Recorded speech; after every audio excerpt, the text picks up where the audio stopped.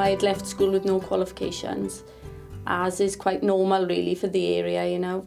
Along the way, myself and a lot of my friends became involved in alcohol and drug abuse. And through that, I actually lost a lot of friends. But at the age of 28, I decided to get back into education. Janis has got a lot of confidence. She's very inspirational to people.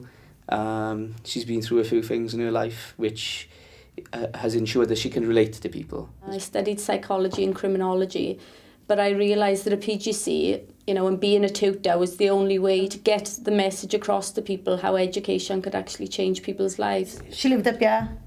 We all know her background and how hard it was. But she picked her life back up, and if she can do it, she's a role model for everybody. Yeah, she is.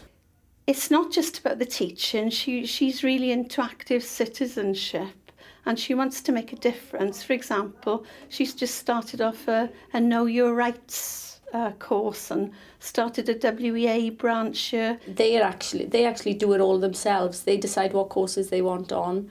They come up with the posters and the advertising. Our role is to go out, find out what courses people actually want on, and actually then go and get the funding for them and get them courses running for the community. She's got a style which is quite different to a lot of the tutors that we've been used to in the past.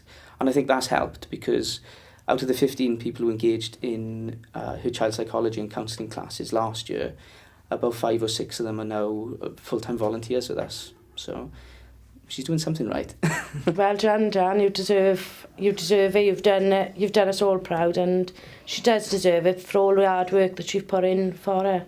Somebody like Janis isn't someone who likes to shout from the rafters about their own achievements.